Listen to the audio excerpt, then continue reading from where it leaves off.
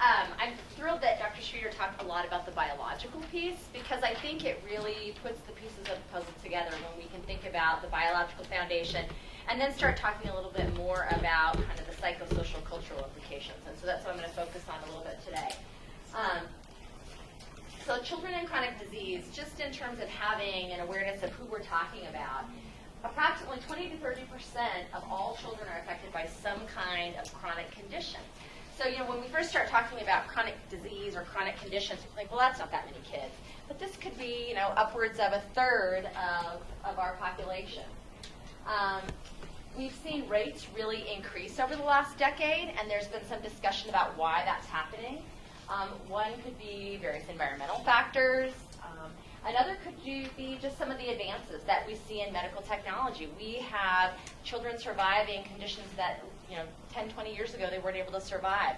We have babies born very early that are now, going on to do much better than they ever did.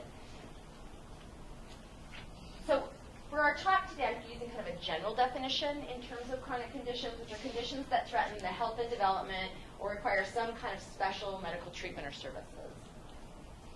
So kids in chronic disease, chronic conditions, what are some of the conditions that you think about when we talk about that? Asthma. Asthma? What else? Diabetes, yes, that's one I know well. Cystic fibrosis. What's that? Spina bifida. What about on the mental health side? You think any of those fit there? Depression and anxiety. Depression, anxiety, bipolar, autism spectrum. I mean, these are really, kind of overarching conditions that affect multiple areas of kids' lives and their development. And so we want to think about that. I pulled these slides, these pictures just from the internet, because, again, when we talk about chronic conditions with kids, people become very focused, especially if we're talking about physical disease, on the physical disease itself. When we talk about kids with diabetes, everybody focuses on, well, where's their A1C? What are their blood sugar levels? What are they eating? How often are they exercising? And yet, there are a lot of other elements that go with it. So we just want to be mindful of that. And the very same is true for kids who are autism spectrum, for example. These conditions affect across areas of their lives. We want to make sure that we're addressing those different areas when we're trying to help them, live successful lives and address issues that might be coming up. So, in terms of psychosocial factors, these are just part of the fabric of chronic disease and chronic conditions. It's going to be part of it. We might as well just anticipate it. Many patients report lifelong issues, and especially when we're talking to kids who have some kind of chronic physical condition, whether it be diabetes, cystic fibrosis, cancer is another one that we didn't mention that's on there. They will talk about lifelong issues with depression, anxiety, social isolation. A lot of times they feel really helpless or hopeless because of what's happening with them. Or they may just feel really ineffective in taking care of themselves. And I see this a lot with our teens who have diabetes. They really struggle to maintain blood sugar levels that are in the appropriate place. They feel like they get in trouble all the time from either their provider or their parents or their teachers. And yet some of them feel like it really doesn't matter what I do because of their hormones and their lifestyle and other things. Their blood sugars run high, so they just kind of give up. Because what's the point anyway? Nothing I do helps, so I don't want to do anything. Many times people will talk about just this daily struggle of trying to kind of balance the demands of the illness with the demands of their life. And I think this applies to caregivers as well. As a parent of a child with a chronic condition, I can tell you there were many times, and there continue to be times, that I feel very pulled between what's best for diabetes versus what's best for the rest of the areas in our family life, and how do I make that balance and feel like I'm doing the right thing.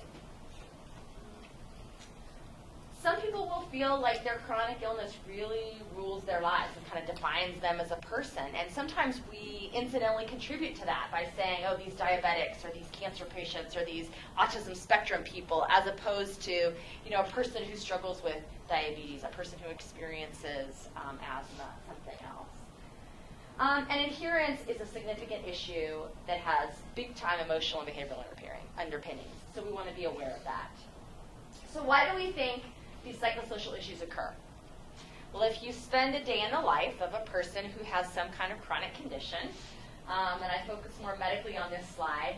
But, in our kids, what do they hear when you talk to these kids? Well, I wake up in the morning and my mom says, did you take your medicine? Did you do your treatment? Did you test your blood sugar? What did you eat? Why did you eat that? How much did you eat? Don't eat that. I want you to eat that. Did you take your insulin? But yeah, it's just like this constant barrage of all these questions. And even my own daughter had to kind of, I work in this field and I do this, and yet she'll come home from school and I'll catch myself saying, how was your blood sugar today? And she's like, yes, hello, Mom. Nice to see you, too. I did have a good day. Can we talk about something else first before you jump right into the diabetes? We just are so focused on trying to take care of the physical piece that we often forget about all the other elements. Or they take a back seat, and that has some wear and tear and some implications. I want to talk about adherence for a minute, and adherence is kind of how well you're following your medical regimen. You might also hear this in terms of compliance. I actually like the term adherence better because we're working hard to adhere to it in terms of that rather than I'm just complying with what my doctor tells me to do. Most chronic diseases have adherence rates below 50%. So more than half of the people aren't doing what they're supposed to be doing. And yet we seem really surprised when these kids come into our office and they're not doing what they're supposed to be doing. But I ask you to just think for a minute about the last time you took an antibiotic, and especially if it was an antibiotic that you had to take maybe twice a day for 10 days. How many of you for that 10-day period really took it twice a day, and at the end of the 10 days you didn't have any pills left, right? Almost nobody does that. I see a lot of smiles. Yeah, it's like, and that's just 10 days. And yet we have these kids that we ask to do these very intensive regimens, 3 and 4 and 5 and 6 times a day, every day for the rest of their lives, and we just don't understand why they aren't compliant with their treatment. Because it's part of the problem. It's inherent in the nature of the condition. If you're working on adherence, something to think about is that self-reports have pretty poor accuracy. So again, here's me breaking my own rule, and I find myself doing this. If I really want to know what my daughter's blood sugars are doing, I need to get in her backpack, I need to pull out her meter, I need to look through it. But we're busy, and as a mom I say, oh, how was your blood sugar today? And she says, fine. Oh, okay, and then tonight at dinner, how's your blood sugar? Fine. I'm like, well, why don't you test? Test 400. I'm like, For some reason, I think that after-school blood sugar probably wasn't fine.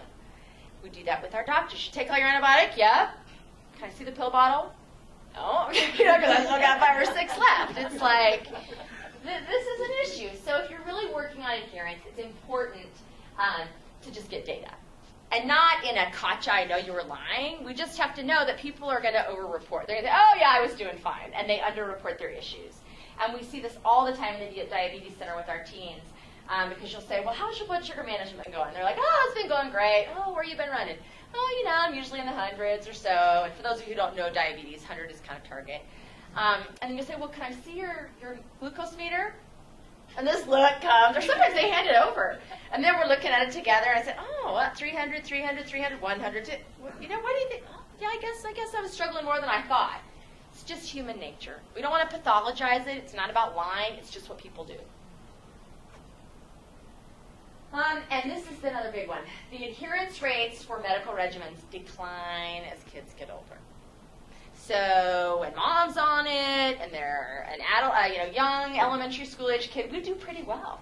And we see these great blood sugar levels, or we see great adherence with the asthma treatments, or if it's a kid with some kind of a mood disorder, they're doing pretty well with their meds and their sleep and their all this. And then adolescence comes, and guess what? They take a nosedive. It's just inherent in some of the developmental issues that we're going to talk about that go along with that. So we want to expect this and plan for it. This is kind of a condensed version, by the way, of psychosocial issues. I'm giving you just the highlights so in our short time period. Negative emotions are part of the package when it comes to chronic disease management. They are the exception. They are not the exception. They are the rule. And so we want to just be mindful of that. I think it's really important not to pathologize that and say, oh, this is horrible, there's something wrong. This just goes with the turf. And so we need to plan for it and address it as it comes up and not get too worked up about it. Feelings of frustration, anger, worry, guilt, failure, shame, very common. All happens. And when it comes to that adherence, some of the main issues are people forget. Right? You go back to your antibiotic. Were you intentionally trying to be oppositional to your doctor and not take your antibiotic? Probably not. You got busy. You forgot. Life got in the way. Things happen. And time. People are just really, really time restricted anymore. We're cramming more and more things into the daily life, caregivers especially, and things happen. Things fall. So anxiety and depression are common issues, and I think that's important to be aware of.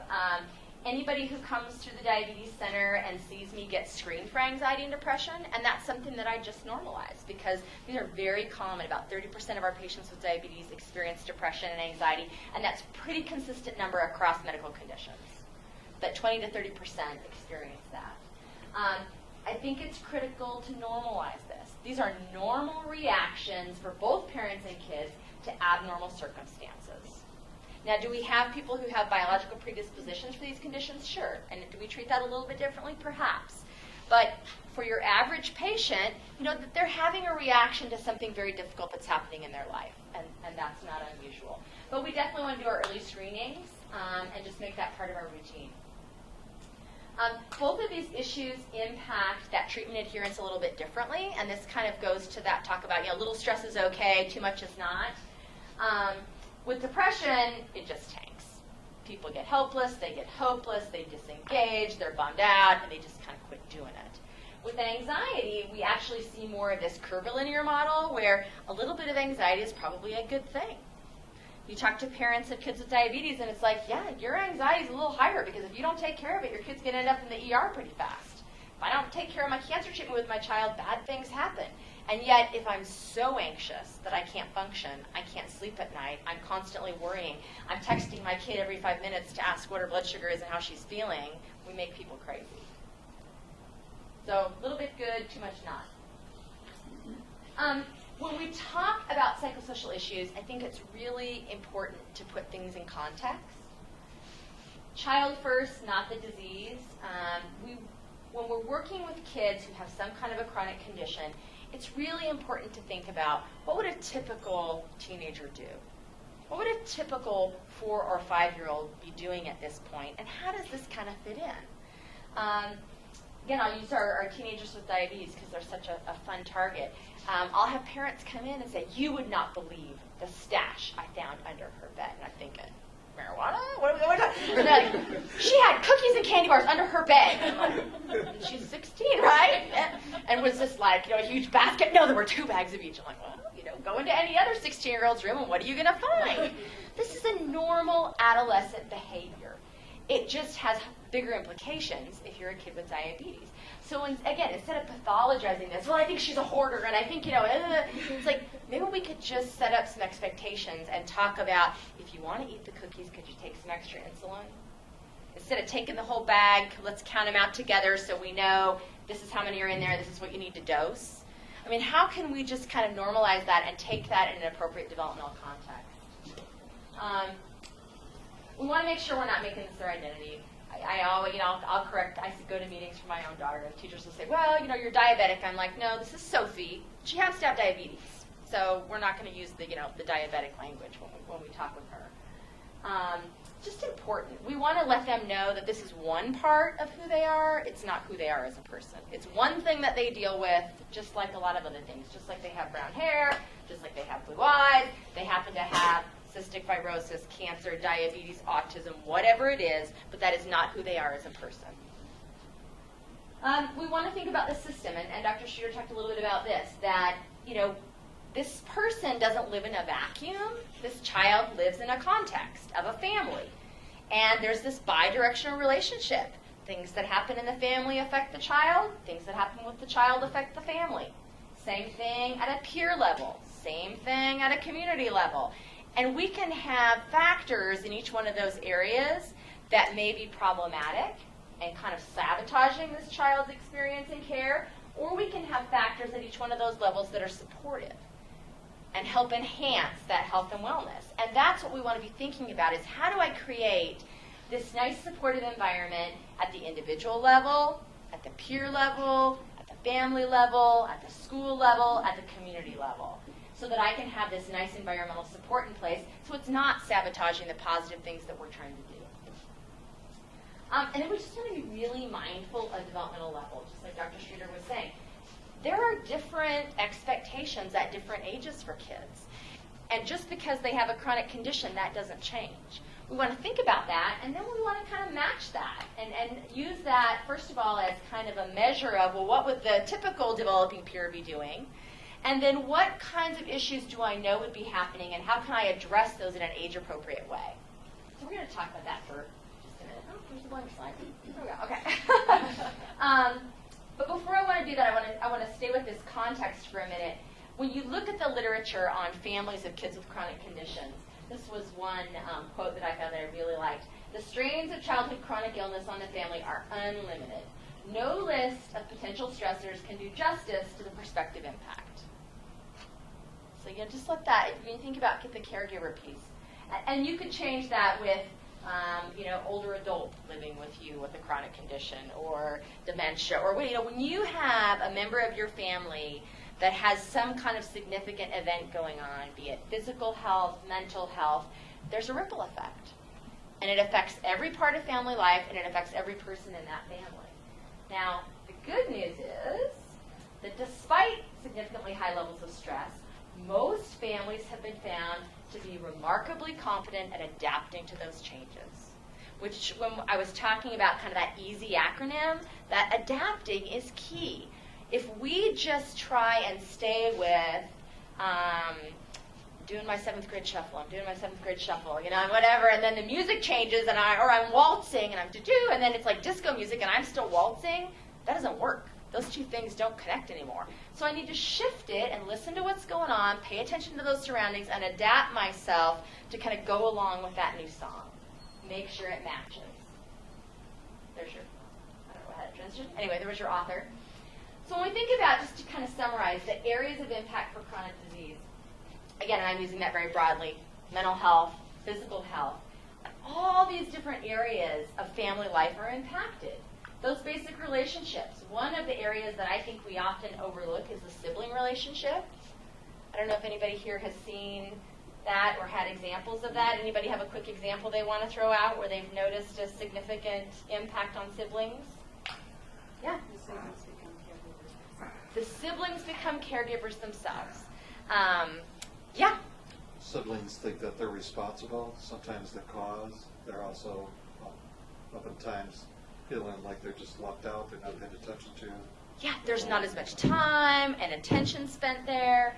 I can give examples of that both in my own family. My daughter was diagnosed with diabetes when she was 1, and she has a twin sister who was not diagnosed. That twin sister has really become kind of the adjunct caregiver. Just by default, they're with each other, they spend time together. She could tell you anything you wanted to know about diabetes, and she's very protective of her sister when that's happening. The flip side of that, her younger brother, who's about 2 years younger, came to me, he's 8 now, came to me the other day and said, I just wish Sophie didn't have diabetes. I'm like, oh, me too. He said, well, because if she didn't have diabetes, we could have sugar pop anytime we wanted it. I'm like, excuse me? No, you would not be having sugar pop anytime you wanted it. But in his mind, that was like this connection he had made.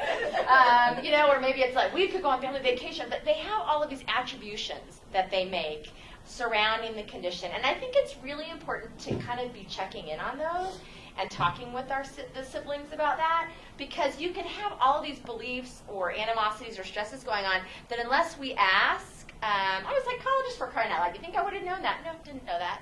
So then that launched a conversation about that within our family.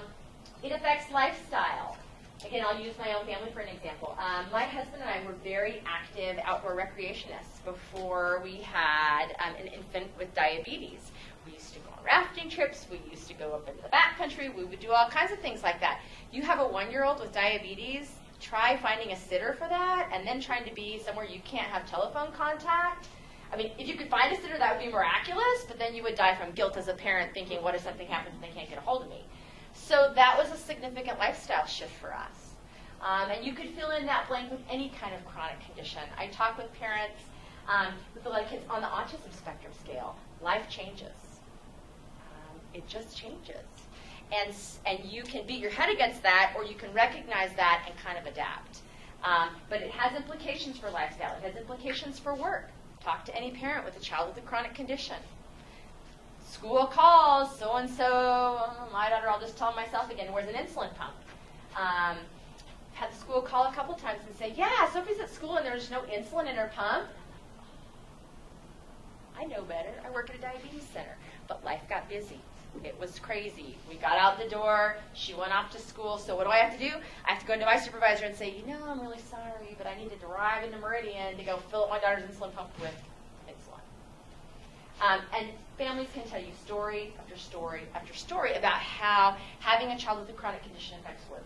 The emotional things we've been talking about, social implications. So all of these are areas of impact. And I think that we need to think about this when we're working with families or from a family perspective. You know, how are we doing in each of these areas? And are we setting ourselves up for success, or is what we're doing not working? And I didn't touch on finances, but I just want to acknowledge, you know, having a child with any kind of chronic condition is a financial drain. As a parent, of course you would do it, but it has a hit, and it has implications for families when medical expenses are extraordinary, or the services that you might need to meet your child's needs are really, really, you know, it's a big hit for families financially. So we want to be sensitive to that and helping them connect with resources. And I know that we have some groups here today that help with that, so I think that's fabulous. Okay, so I'm going to just breeze through these. I think the PowerPoints will be available because I want to make sure that Dr. Uvarian has enough time. Because aren't we going just till 2? Yeah. So I have listed for you different areas in terms of what common issues are at different ages. So that we have 3 slides, one on early childhood, one on kind of the elementary school age child, and one on the teenager. And so you can get the slides if you want to, but you know, typical things are at early childhood: testing limits, refusing to cooperate, conflicts over food, parent stress. We just want to be focusing on choices, involving medical-based toys in their play, doing things that we would just think would be appropriate for kids that age. Again, you can get these if you want them. I'll talk about some general suggestions. These are elementary, adolescent, sorry, in the limits of time. Transitions don't help when you're trying to go fast. Sorry. Very interesting if you're doing your own presentation, but yeah. So just in general, let's talk about a couple of minutes interventions in general. Focusing on health and well-being is critical. We got enough negative things going on. We don't want to spend all our time focusing there. Let's focusing on what can be right and how do we make it healthy.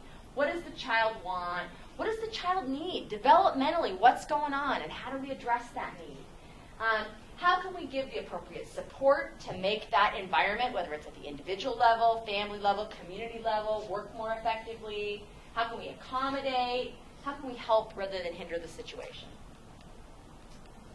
Again, these you can grab the PowerPoints if you want to, but just basic. Oops, go back one. Basic concepts for intervention. We want to focus on empowerment and self-efficacy. We want to focus on control in terms of avoiding power struggles and trying to give these kids control where you can. Many kids with chronic conditions feel like things are outside their control. People tell them what to do, how to do it, when to do it, what you can eat, what you can't, how you have to play with your friends, all of these limitations. They want control, and they will take it where they can get it. So give them options, give them choices, try and give them control where they can take it. You'll have many fewer behavioral issues. Looking at the energy and resources and ways to support that, really avoiding lectures and scare tactics. I saw a nurse talking with an adolescent with diabetes once who was very well intended. He was not taking good care of himself, and she read this kid the riot act and was bringing in pictures of amputees, and is this what you want to look like? And it didn't help. It made him angry, it made him helpless, it made him hopeless. He just disengaged. So instead, let's focus on the positive and what they want to do and how they can do that. And giving some positive behavioral supports with reinforcement is always critical. Backwards, sorry. Crazy slide lady today. Normalization and inclusion are critical. Building hope, as Dr. Streeter mentioned. and just really thinking about how we can adapt. How do we adapt to make this as normal as possible? Our take-home points are most kids with chronic illnesses don't have significant psychosocial problems. And significant is italicized there because there are psychosocial issues that come with it, but most of them are not then mentally ill. Okay? They're functioning, they're doing pretty darn well given everything they have, and we want to focus on those positive factors. Psychosocial issues are just part of it, and so we need to make that part of treatment planning. I'm a huge advocate for you need to have a mental health professional in on your medical care team. At the Diabetes Center, we have a endocrinologist who works on the medical end. We have dietitians there to support you. We have nurse educators, and we have a psychologist because that's part of that treatment team. We want to be focusing on those emotional, behavioral, social factors that can help promote health and wellness. And then with adherence, I think we get so wrapped around the axle with this one, and instead of looking at it as a pathology, I think we just need to normalize, yep, this is hard. It's going to be really hard to adhere to it, so how do we support you? And you are going to get off track, and when you get off track, it's okay. Just come on and let's figure out ways to problem solve that together. So in the end, happy family is very possible. We can make this work.